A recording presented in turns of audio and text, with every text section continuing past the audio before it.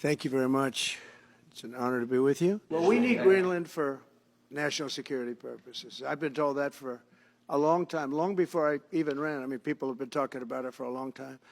You have approximately 45,000 people there. People really don't even know if Denmark has any legal right to it. But if they do, they should give it up because we need it for national security. That's for the free world. I'm talking about protecting the free world. You look at, you don't even need binoculars.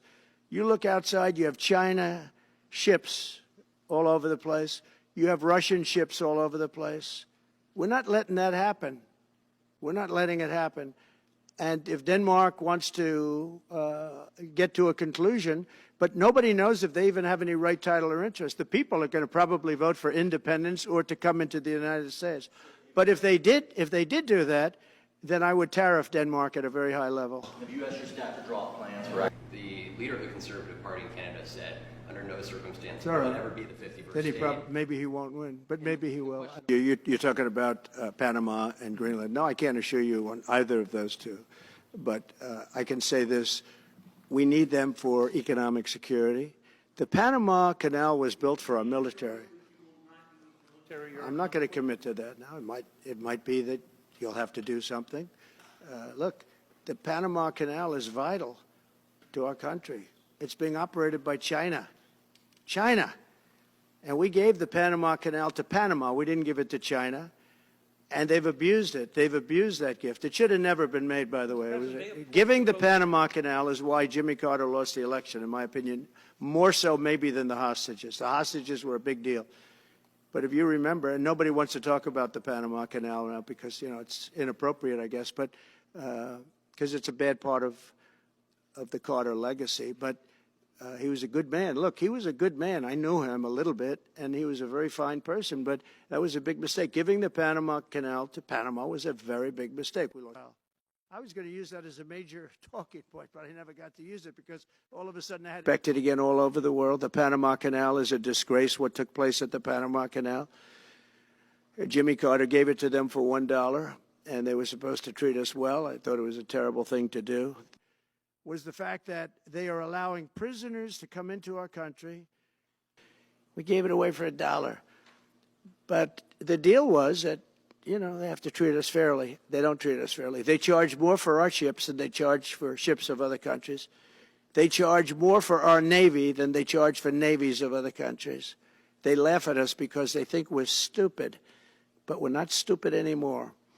So the Panama Canal is under discussion with them right now. They violated every aspect of the agreement, and they morally violated it also. What immediately is, just leave it in place.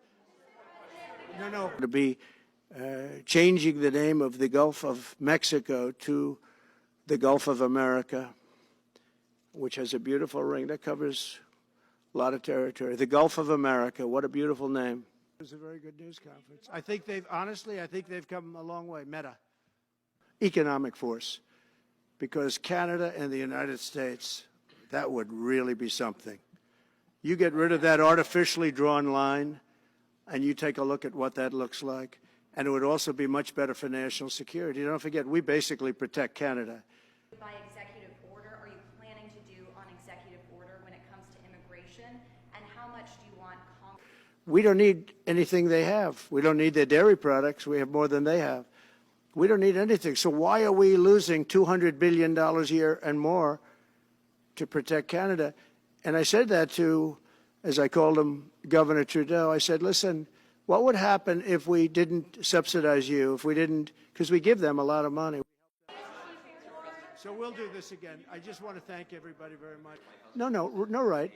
But why are we supporting a country, $200 billion plus a year? Our military is at their disposal. All of these other things, they should be a state. That's why I told Trudeau when he came down, I said, what would happen if we didn't do it? And as you see, I guess 24 or 28 people came now from the FBI.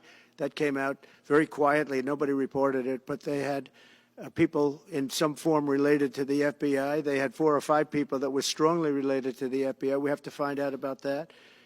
We have to find out about Hezbollah. We have to find out about who exactly was in that whole thing, because people that did some bad things were not prosecuted. You know, I see it all the time, and you see it too. People that were doing some bad things weren't prosecuted, and people that didn't even walk into the building are in jail right now.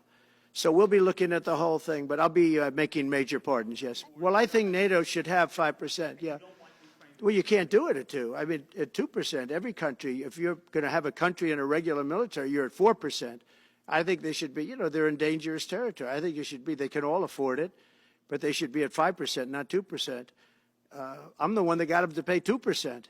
Provide a security guarantee if they do enter into an armistice or a ceasefire. You know, a big part of the problem was Russia for many, many years, long before Putin said you could never have NATO involved with Ukraine. Now, they've said that. That's been, like, written in stone.